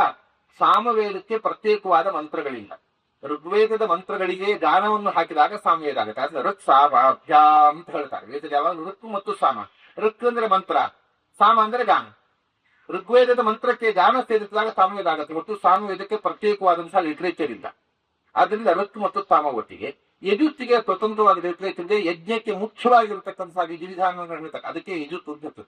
ಯುಜ್ಯತೆ ಅನೇನೇತಿ ಯಜು, ಯಜ್ಞಕ್ಕೆ ಬೇಕಾಗಿರತಕ್ಕಂತಹ ವಿಧಿವಿಧಾನಗಳನ್ನು ಹೇಳ್ತಕ್ಕಂತಹ ಗದ್ಯ, ಪದ್ಯ ರೂಪವಾದ ಋಕ್, ಆ ಪದ್ಯಕ್ಕೆ ಗಾನ ಸಾಮ, ಗದ್ಯ ರೂಪವಾದ ಅದಕ್ಕೆ ಗಾನ ಸಾಮ, ಗದ್ಯ ರೂಪವಾಗಿರತಕ್ಕಂಥದ್ದು ಯಜು. ಹಾಗಾಗಿ ಋಕ್ ಸಾಮ ಒಂದು ಗುಂಪು, ಯಜುತ್ತು ಋಕ್ಸಾಮಗಳ ಮೂಲಕ ಯಜ್ಞವನ್ನು ಹೇಗೆ ಮಾಡಬೇಕು ಅನ್ನುವ ವಿವರಣೆಯನ್ನು ಕೊಡತಕ್ಕಂಥ ಗದ್ಯ ಸ್ಥಾಪಿ. ಇನ್ನೊಂದು ಕಾರಣ ಉಂಟು, ಈ ಮೂರು ಲೋಕಗಳ ಸೃಷ್ಟಿಗೂ ಮೂರು ವೇದಗಳ ಸೃಷ್ಟಿಗೂ ಸಂಬಂಧ ಇದೆ. ಅಕಾರ ಉಕಾರ ಮಕಾರ, ಅಕಾರದಿಂದ ಋಕ್, ಉಕಾರದಿಂದ ಸಾಮ, ಮಕಾರದಿಂದ ಯಜಸ್ಸು ಅನ್ನತಕ್ಕಂಥ. ಆದ್ರಿಂದ ಈ ಅನುಗಂಪು ಇದು. ಭೂಹು ಭೂಹು ಭೂಲೋಕಕ್ಕೆ ಸಂಬಂಧಪಟ್ಟದ್ದು ಋಕ್, ಅಂತರಿಕ್ಷಕ್ಕೆ ಸಂಬಂಧಪಟ್ಟದ್ದು ಸಾಮ, ಆಮೇಲೆ ಸ್ವಲ್ಪ ಸಂಬಂಧ ಭೂರ್ಭುವತ್ವ, ಭೂರಿತಿ ವಾ ಋಕ್, ಭುವ ಇತಿ ಸಾಮ, ಸುವರಿತಿ ಯಜುಹು. ಅಂದ ಅಗ್ನಿ ವಾಯು ಆದಿತ್ಯ. ಭೂಹು ಭುವಃ ಅಗ್ನಿ ಋಗ್ವೇದ, ವಾಯು ಸಂಬಂಧಪಟ್ಟದ್ದು ಸಾಮ, ಆದಿತ್ಯನಿಗೆ ಸಂಬಂಧಪಟ್ಟದ್ದು ಯಜು. ಹೀಗೆ ಅಗ್ನಿ ವಾಯು ಆದಿತ್ಯ, ಭೂರ್ಭುವಸ್ವಃ ಋಕ್ ಸಾಮ ಯಜು. ಈ ಆಧಾರ ಹೇಳುವುದಕ್ಕೆ ಮೂರು ಲೋಕದ ಸೃಷ್ಟಿ, ಮೂರು ವ್ಯಾಹತ್ಯಗಳ ಸೃಷ್ಟಿ, ಮೂರು ಓಂಕಾರದ ಅಕ್ಷರಗಳಿಗೂ ಈ ಅನುಕೂಲವಿದು ಸಂಬಂಧ ಇದೆ. ಮಧ್ಯದಲ್ಲಿ ಛಂದಸ್ಸುಗಳನ್ನು ಹೇಳಿದರು. ಛಂದಸ್ಸುಗಳನ್ನು ನಾಡಿದ್ರೆ ಅಲ್ಲಿ ಬಂದಿರತಕ್ಕಂಥ ವೃತ್ತಗಳು, ಗಾಯತ್ರಿ, ವೃತ್ತಿಕಗಳು, ಟುಗು, ಬೃಹತಿ ಇತ್ಯಾದಿ ಛಂದಸ್ಸುಗಳು. ಅದಲ್ಲದೆ ಛಂದಾಂಗತಿ ಎಂದು ಬಹುವಚನ ಹೇಳ್ತಾರೆ. ಈ ಬಹುವಚನದಿಂದ ಷಡಂಗಗಳ ಸೃಷ್ಟಿ. ಛಂದ ಅನ್ನೋದು 6 ಅಂಗಗಳಲ್ಲಿ ಒಂದು. ಶಿಕ್ಷಾ, ಕಲ್ಪ, ವ್ಯಾಕರಣ, ನಿರುಕ್ತ, ಜ್ಯೋತಿಷ, ಛಂದ, ಇವು 6 ಅಂಗಗಳು.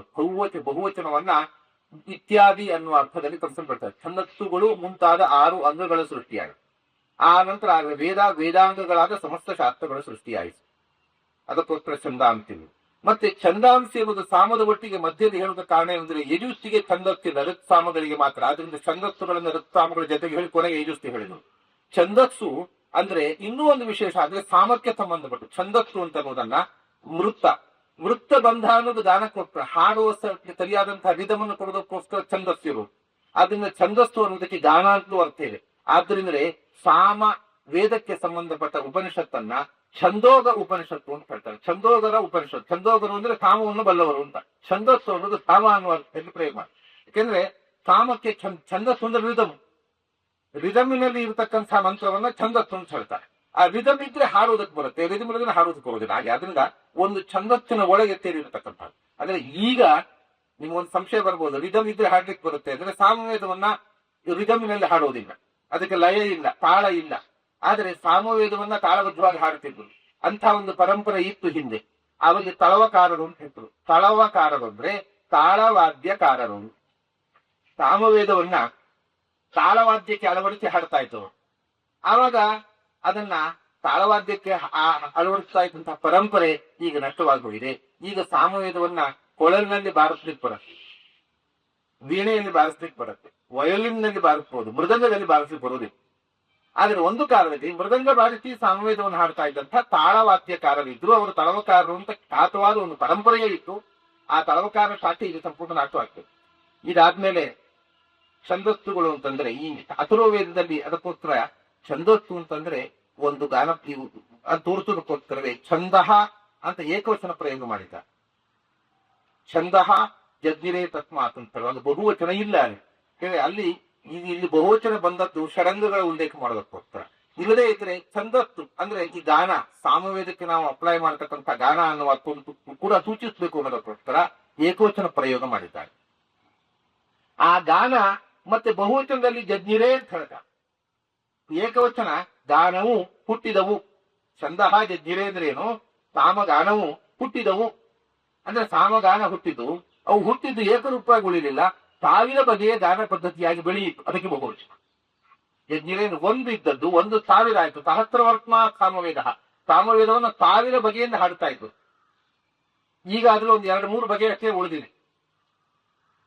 997 ಬಗೆಯ ಗಾನ ಪದ್ಧತಿ ನಾಶವಾಗಿ ಹೋಗಿ ಈಗ ಜೈಮಿನಿ ಪದ್ಧತಿ ಅಂತ ಹೇಳ್ಕೊಂಡು ಒಂದಿದೆ, ಆಮೇಲೆ ಗೌತಮ ಪದ್ಧತಿ ಅಂತ, ರಾಣಾಯಣೀಯ ಅಂತ 3 ಪದ್ಧತಿ ಇದೆ. ರಾಣಾಯಣೀಯ, ಗೌತಮ, ಜೈಮಿನೀಯ 3 ತರ ಸಾಮವೇದವನ್ನು ಹಾಡುವ ವಿಧಾನಗಳಿವೆ. ಅದು ಬಿಟ್ರೆ 992 ವಿಧಾನ, ಅದರಲ್ಲಿ ನಾಶವಾದದಲ್ಲಿ ಒಂದು ತಾಳವಾದ್ಯ. ಮೃದಂಗದಲ್ಲಿ ಸಂಗೀತ ಹಾಡುವಾಗ ಮೃದಂಗ ಬಾರುತ್ತಾ ಕಾಮಗಾನ ಮಾಡತಕ್ಕ ಪದ್ಧತಿ ಅಂತೂ ಹೊರಟೇ ಹೋಗಿದೆ. ಅದನ್ನು ಹೇಗೆ ತಾಳ ಕೂಡಿಸುವುದು ಅನ್ನೋದು ಇವತ್ತು ಗೊತ್ತೇ ಇಲ್ಲ. ಇವತ್ತು ಹಾಡುವ ಪದ್ಧತಿ ತಾಳ ಕೂಡೋದಿಲ್ಲ. ನಾವು ತುರುಳಿಕೆ ಹೇಳಿದಾಗ ಹೇಳೋದಷ್ಟೇ, ಅದನ್ನು ತಾಳದಲ್ಲಿ ಬಾಕ್ಲಿ ಬರೋದು. ಇದು ಛಂದಸ್ಸು. ಇನ್ನೂ ಒಂದು ಛಂದಸ್ಸು ಅಂದ್ರೆ ಏನು ಗೊತ್ತೋ, ಛಂದಸ್ಸು ಎಲ್ಲವೂ ಛಂದಸ್ಸು ಅನ್ನೋದು. ಯಾವಾಗ ಅಂದ್ರೆ ಛಂದಸ್ಸು ಅನ್ನೋ ಶಬ್ದಕ್ಕೆ ಬಹಳ ಸುಂದರವಾದ ಅರ್ಥವನ್ನ ವೈದಿಕ ಸಾಹಿತ್ಯ ಹೇಳ್ತದೆ. ಛಂದಸ್ಸು ಅಂದ್ರೆ ವೃತ್ತ, ಗಾನ, ಇದು ಯಾವುದೂ ಅಲ್ಲ. ಮತ್ತೆ ಛಾದಯಂತೀತಿ ಛಂದಾಂಸಿ, ಯಾವುದು ಭಗವಂತನನ್ನ ಗುಟ್ಟಾಗಿ ತನ್ನೊಳಗೆ ಅಡಗಿಸಿ ಇಟ್ಟುಕೊಂಡಿದೆಯೋ ಅದು ಛಂದಸ್ಸು. ಹಾಗೆ ನಾವು ಸಂಪುಟ, ಅದರೊಳಗೆ ದೇವರ ಪ್ರತಿಮೆ ಮೇಲಿನ ಪೆಟ್ಟಿಗೆ ಕರಂಡಕ ಉಂಟಲ್ಲ, ಅದು ಛಂದಸ್ಸು. ಅದ್ರ ಮುಚ್ಚಿಡುವಂತ, ಅದನ್ನ ಬಿಚ್ಚಿದರೆ ಒಳಗೆ ಭಗವಂತ ಕಾಣ. ಪ್ರತಿಯೊಂದು ಮಂತ್ರವು ಭಗವಂತನನ್ನು ಮುಚ್ಚಿಟ್ಟ ಕರಂಡಕ. ಆ ಕರಂಡಕದ ಬಾಗಿಲು ತೆಗೆದರೆ, ಈಗ ನಾವು ಬರೇ ಪಾರಾಯಣ ಮಾಡಿದ್ರೆ ಆ ಕರಂಡಕವನ್ನು ಹಿಡ್ಕೊಂಡು ತಿರುಗಾಡಿದಾಗ ಒಳಗಿರ್ತೇನೆ. ಇದು ಅಭೇದ್ಯ ಸಂಪುಟ ಅಂತ, ಅದೇ ಸಂಪುಟದ ಬಾಯಿ ತೆಗಿಬಾರ್ದು, ಹಂಗೆ ಪೂಜೆ ಮಾಡ್ಬೇಕು ಹೇಳಿದಾಗ ಸಂಪುಟದ ಒಳಗಿದೆ ಅನ್ನೋದು ನೋಡ್ಲೇ ಇಲ್ಲ. ನಾವು ಸಂಪುಟಕ್ಕೆ ಮಂಗಳಾರತಿ ಮಾಡಿದೆವು, ಸಂಪುಟಕ್ಕೆ ಕೃಷ್ಣಾಜನ ಸುತ್ತಿ ಒಳಗೆ ಅದು ತೆಗಿಬಾರ್ದ್ರಿ, ಮುಂದಿನವರು ಮುಚ್ಚಿದ್ದು ನಾವು ತೆಗಿಬಾರ್ದು. ಹೀಗೆ ಬರೇ ಸಂಪುಟ ನೋಡಿದ್ದಂತೆ. ಈ ಒಂದೊಂದು ಮಂತ್ರವು ಒಂದು ಕರಂಡಕ, ಒಂದು ಪೆಟ್ಟಿಗೆ. ಆ ಪೆಟ್ಟಿಗೆ ಒಳಗೆ ನಾವು ಭಗವಂತನ ರಹಸ್ಯವನ್ನು ಅದರೊಳಗೆ ಇಟ್ಟು ಮುಚ್ಚಿಟ್ಟಿದ್ದೇವೆ. ನೀವು ಪೆಟ್ಟಿಗೆ ಬಾಗಿಲು ತೆಗೀರಿ ಅಂದ್ರೆ ಭಗವಂತ ಕಾಣ್ತಾನೆ. ಛಂದಸ್ಸುಗಳು ಯಾಕೆ ವೇದಕ್ಕೆ ಹೇಳ್ತು ಅಂದ್ರೆ, ಈ ಒಂದೊಂದು ಮಂತ್ರವು ಭಗವಂತನನ್ನು ಮುಚ್ಚಿಟ್ಟ ಕರುಣಿಕೆಗಳು. ಈ ಕರುಣಿಕೆ ಬಾಗಿಲು ತೆರೀಲಿಕ್ಕೆ ಪ್ರಯತ್ನ ಮಾಡ್ರಿ, ಬರೇ ಕರುಣಿಕೆ ಹಿಡ್ಕೊಂಡು ತೆಗೆದು ಬಿಡ್ರಿ, ಇದಕ್ಕೆ ಕೃಷ್ಣಾಜನ ಸುತ್ತಿ ಮಂಗಳಾರತಿ ಮಾಡಿಬಿಟ್ರಿ. ಇದ್ರ ಬಾಗಿಲು ತೆಗೀರಿ ಅಂದ್ರೆ ಅದರೊಳಗೆ ಭಗವತ್ ದರ್ಶನ. ಹಾಗಾಗಿ ಯಾವುದೂ ಛಂದಸ್ಸಾಗಬಹುದು. ಯಾಕೆ? ಸರ್ವೇ ವೇದಾಹ ಸರ್ವೇ ಘೋಟಾಹ ಏಕ ಯುವವ್ಯಾಹಂತಿ. ನಾವು ಆಡತಕ್ಕಂತಹ ಕನ್ನಡದ ಶಬ್ದವೂ ಕೂಡ ಅದನ್ನು ನೀವು ಕರಡಿಕೆ ತೆಗೆದದ್ರೊಳಗೆ ಭಗವಂತನೇ ಇರು. ಇವಾಗ ನೋಡಿ, ಸುಮ್ಮನೆ ಉದಾಹರಣೆ ಅಂತ, ನಾನು ಅಂತ ಒಂದು ಶಬ್ದ ಇದೆ. ನಾನು ಅಂತಂದ್ರೆ ಕನ್ನಡದಲ್ಲಿ, ಇಂಗ್ಲಿಷ್ ನಲ್ಲಿ ಯಾವ್ದು ಐ ಅಂತೇವೆ, ಕನ್ನಡದಲ್ಲಿ ನಾನು ಅಂತೇವೆ, ಸಂಸ್ಥೆ ಅಹಂ ಅಂತೇವೆ. ಇದನ್ನು ಒಡೆದ್ರೆ ಒಡಿರುತ್ತೆ. ಏನಿದೆ ಇದರಲ್ಲಿ? ನಾ ಇದೆ, ಆಮೇಲೆ ಅಕಾರ ಇದೆ, ಆಮೇಲೆ ನಕಾರ ಇದೆ, ಆಮೇಲೆ ಉಕಾರ ಇದೆ. ಈ ಅಕಾರ ಉಕಾರ ಓಂಕಾರದಲ್ವೇನು? ನೀವು ಈ ಕನ್ನಡ ಶಬ್ದವನ್ನು ಒಡೆದ್ರೆ ಅದು ವೈದಿಕ ಸಾಹಿತ್ಯ ಕೊಡ್ತಾ ಹೋದ್ರೇನು? ಆವು ತೆಗೆದ್ಬಿಟ್ರೆ ನಕಾರ ಇರೋದು. ನಾ ನೇತಿ ನೇತ್ಯಾತ್ಮ ದೃಶ್ಯೋ ನಹಿ ದೃಶ್ಯತೆ. ಅವನು ನಾ, ಯಾಕೆಂದ್ರೆ ಅವನು ಮತ್ತೆ ಇದಕ್ಕೆ ಮಹಾ ಅಪೂರ್ವವಾದ ವೈದಂಥ ಅನುಸುತ್ತಾನ ಬಂದಳು. ನಾವು ಆಡೋ ಮಾತನ್ನು ಒಡೀರಿ, ಅದನ್ನು ಒಡೆದ್ರೆ ಅದು ಕೂಡ ಅದು ಭಗವಂತನ ಕರಡಿಕೆಯಾಗಿದೆ. ಭಗವಂತನ ಕರಡಿಕೆಯಾಗದ ಒಂದು ನಾದವೇ ಪ್ರಪಂಚದಲ್ಲಿ ಇಲ್ಲ ಅಂತ ವೈದ್ಯರು. ಯಾವ ಶಬ್ದವನ್ನು ಒಡೆದ್ರು ಅದು ಭಗವಂತ ಕಾಣ್ತಾನೆ, ಒಡೆಯಲಿಕ್ಕೆ ಗೊತ್ತಾಗುತ್ತೆ. ಅವನು ಅಲ್ಲ, ಅವನು ಇದಲ್ಲ, ಅವನು ಅದಲ್ಲ, ಅವನು ಚೇತನಾತ್ಮಕವಾದ ಪ್ರಪಂಚ ಅಲ್ಲ, ಅವನು ಜಡಾತ್ಮಕವಾದ ಪ್ರಪಂಚ ಅಲ್ಲ. ಅವನು ಏನೂ ಅಲ್ಲ, ಇದಕ್ಕಿಂತ ಅಧಿಕನಾದವ, ಇವಕ್ಕಿಂತ ಅತೀತನಾದವ ಇದು ಅಲ್ಲ. ಯಾಕೆಂದ್ರೆ ಇವನು ಇದಕ್ಕಿಂತ ಉತ್ತಮನಾದವ. ಅದೇ ನಾನು ಅಂದಾಗ ಕೂಡ ನಮಗೆ ನಾನು ಅಂದಾಗ ಇಗೋ ಬರೋ ಬದಲು ಎಲ್ಲ ನಾನಾ ಅಂತ ಅನಿಸಿಕೊಂಡು ಎಲ್ಲಕ್ಕಿಂತ ಅತೀತವಾಗಿ ಎಲ್ಲಕ್ಕಿಂತ ಉತ್ತಮವಾಗಿರ್ತಕ್ಕಂಥ ನಾನು ಯಾಕೆ ಗೊತ್ತಿರುವಾಗುವುದಿಲ್ಲ? ನಾನಾಗಿರೋದು ಯಾರಿಂದಲೋ ಆ ನಾನು ನಮ್ಗೆ ಯಾಕೆ ಬೋಧ ಆಗುವುದಿಲ್ಲ? ಅದು ಬೋಧ ಆಗ್ಬೇಕಾದ್ರೆ ಕರ್ಲಿಕ್ಕೆ ಹೊಡಿತು. ಈ ಕರ್ಲಿಕ್ಕೆ ಹೊಡೆದ್ರೆ ನಾಮ ಅಂತೇವೆ. ಈ ತಮಾಟಿಗೆ ಬೇಂದ್ರೆಯವರು ನಾಮ ಅಂತ ಒಂದು ಕವನ ಬರೆದಿದ್ದಾರೆ. ಏನು ಅಂದ್ರೆ, ನಾಮ ಈಶಾರ್ಪಿತವೆಲ್ಲ ಅಂತ ಬರೆದಿದ್ದಾರೆ ಒಂದು ಪದ್ಯ. ಅವ್ರು ಏನು ಅಂದ್ರೆ, ನಾಮ ಈಶಾರ್ಪಿತ, ಎಲ್ಲ ನಾಮಗಳು ಭಗವಂತನಿಗೆ ಅರ್ಪಿತ. ಯಾವಾಗ ಅದು ನಾಮ ಆಗ್ಬೇಕು ಅಂದ್ರೆ ನಾನು ಅನ್ನೋದು ಹೋಗುದು, ಹಾಗಾಗತ್ತೆ. ಈಶಾರ್ಪ ಇಲ್ಲದೆ ಇದ್ರೆ ನಾ ಅಂತ ಆಗೋದು. ನಾಮ ಆಗ್ಬೇಕು. ನಾ ಅನ್ನೋದು ನಾನು ಹೋದೇನು ಅಂತ ಕರೆದ್ರೆ ರಾಜ ಹೇಳ್ತಾರೆ. ಅದನ್ನ ಹೇಳುದು ನಾ ಅನ್ನೋದು ಮಾ ಆದಾಗ, ನನ್ನತನ ಹೋದಾಗ ಎಲ್ಲವೂ ಈಶಾರ್ಪಿತವಾಗತ್ತೆ. ಇದು ಒಡೆಯೋದು, ಸರಳಿಕೆ ಒಡೆಯೋದು. ಸರಳಿಕೆಯ ಬಾಗಿಲು ತೆಗೆದರೆ ಯಾವ ಶಬ್ದವನ್ನು ತಗೊಂಡ್ರು ಕೂಡ ಭಗವತ್ ಪ್ರಜ್ಞೆಯನ್ನು ಅದರಲ್ಲಿ ಕಾಣಬಹುದು. ಅದಕ್ಕೋಸ್ಕರ ಛಂದಾಂತಿ ಅನ್ನೋ ಶಬ್ದವನ್ನು ಬಂದ್ರು. ಛಂದಸ್ಸುಗಳು ಅಂದ್ರೆ ಹೀಗೆ ಮುಚ್ಚಿಟ್ಟ ಕರಳಿಕೆಗಳು. ನಾವು ಕರಳಿಕೆಯನ್ನೇ ಹಿಡ್ಕೊಂಡು ತಿರುಗಾಡಿದ್ರೆ ಏನೂ ಸಿಗೋಲ್ಲ.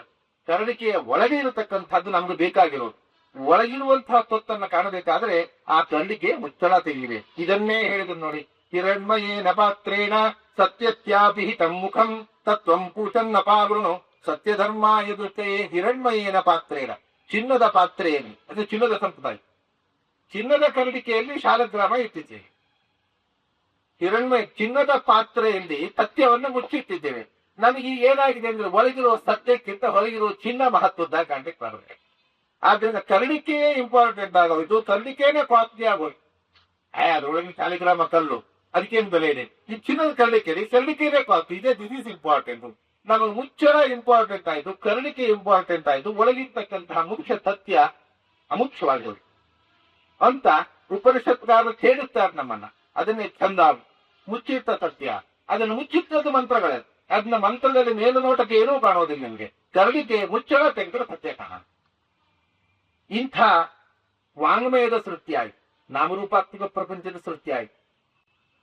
ಆಮೇಲೆ ಪಂಚಪಶುಗಳ ಸೃಷ್ಟಿಯನ್ನು ಉಪಾಸನೆಗೆ ಹೋಗ್ತಾ ಹೇಳ್ತಾರೆ. ಯಾಕೆಂದ್ರೆ ಪಶುಗಳಲ್ಲಿ 5 ವಿಶೇಷವಾಗಿ ಯಜ್ಞೀಯ ಪಶುಗಳು, ಅದರಲ್ಲಿ ಪಂಚರೂಪನಾಗಿರತಕ್ಕಂತಹ ಭಗವಂತ ಸನ್ನಿಹಿತ ವಾಸುದೇವ ಸಂಕೃಷ್ಣ ಪ್ರತಿಮ್ನಾನುರುದ್ಧ ನಾರಾಯಣ. ಅದಕ್ಕೋಸ್ಕರ ತಸ್ಮಾತ್ ಅಶ್ವಾಜಾಯಂತ ಏಕೇಚೋ ಭಯಾದತಃ ಯಾವೋ ಹಯಕಿರೇ ತಸ್ಮಾತ್ ಜಾತ ಅಜಾವಯ.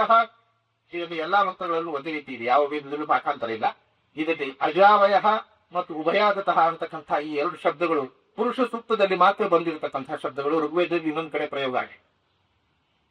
ಇದರಲ್ಲಿ 5 ಪಶುಗಳನ್ನು ಹೇಳ್ತಾರೆ. 5 ಅಂದ್ರೆ ಮುಂದಿನ 5ನೇ ಪಶು ಮುಂದೆ ಹೇಳ್ತಾರೆ. ಅಶ್ವ 1, ಆಮೇಲೆ ಗೋವುಗಳು, ಆಮೇಲೆ ಅಜ, ಅವಿ 6 ಕುರಿ, ಮತ್ತೆ 5ನೇ ಪಶುವೇ ಪುರುಷ ಮನುಷ್ಯ. ಪುರುಷ ವೇದದ್ರೋಹವನ್ನು ಮನಸ್ಸಗಳು.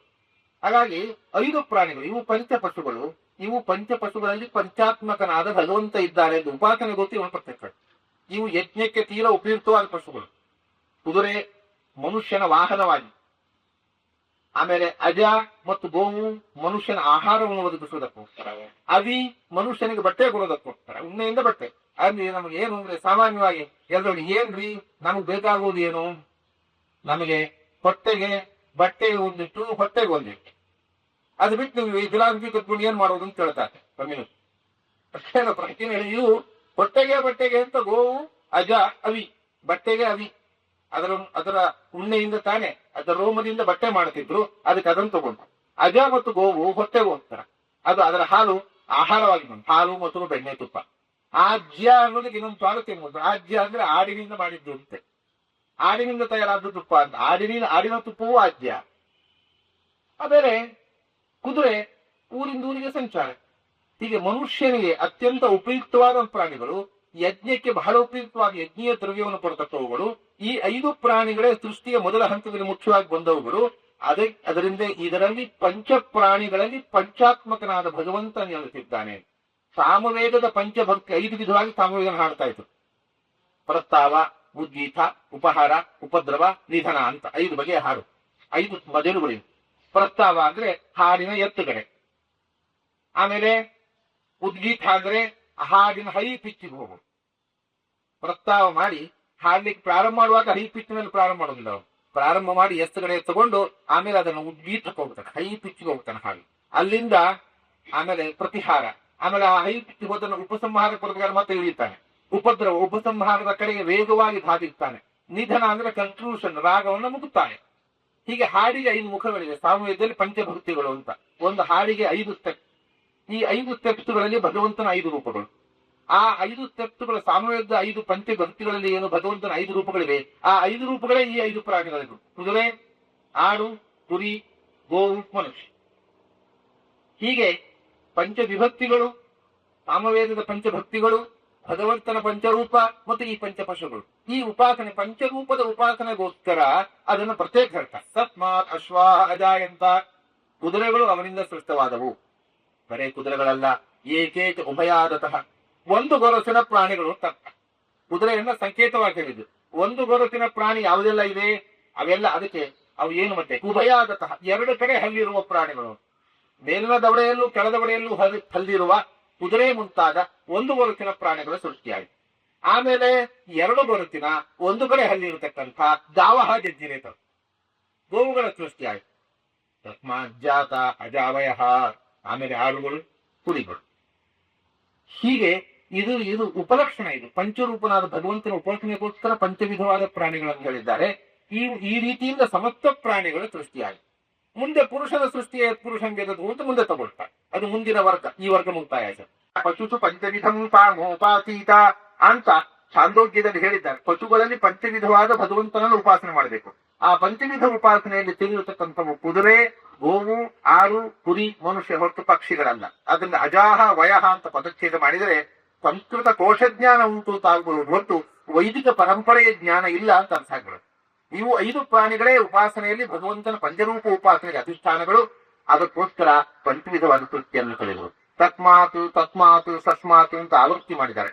ಆ ಭಗವಂತನಿಂದ, ಆ ಭಗವಂತ ಅಥೋ ಜ್ಯಾಯಾಂಶ ಪುರುಷಃ, ಇದೆಲ್ಲದ ಅವನಿಗೆ, ಆದ್ದರಿಂದ ಅವನು ಸರ್ವಶ್ರೇಷ್ಠ. ಆದ್ರೆ ಸಮಸ್ತ ವಾಂಗ್ಮಯ ಸೃಷ್ಟಿಯಾದವನಿಂದ ಅಥೋ ಜ್ಯಾಯಾಂಶ ಪುರುಷಃ, ಸಮಸ್ತ ಚರಾಚರ ಪ್ರಪಂಚ ಸೃಷ್ಟಿಯಾದವನಿಂದ ಅಥೋ ಜ್ಯಾಯಾಂಶ ಪುರುಷಃ, ಚೇತನಾ ಪ್ರಪಂಚ ಸೃಷ್ಟಿಯಾದವನಿಂದ ಅಥೋ ಜ್ಯಾಯಾಂಶ ಪುರುಷಃ. ಬ್ರಹ್ಮದೇವರು ಈ ಸೃಷ್ಟಿ ವಿಸ್ತಾರವನ್ನು ಮಾಡಿದ ಅವನನ್ನು ಆರಾಧನೆ ಮಾಡಿ ಅಥೋ ಜ್ಯಾಯಾಂಶ ಪುರುಷ, ಎಲ್ಲ ಹಿಂದ ಕನ್ನೆ ಮಾಡಿ. ಆದ್ದರಿಂದ ಭಗವಂತ ಸರ್ವಶ್ರೇಷ್ಠವಾದ ತತ್ವ ಅಂತ ಹೇಳಿ ಇದನ್ನು ಅನುಸಂಧಾನ ಮಾಡಬೇಕು ಅನ್ನುವಂಥ ಮುಖದಿಂದ ಪ್ರಥಮ ವರ್ಗ ಮತ್ತು ದ್ವಿತೀಯ ವರ್ಗವನ್ನ ಸಂಕ್ಷಿಪ್ತವಾಗಿ ಮುಗಿಸಿದ್ದಾಯ್ತು.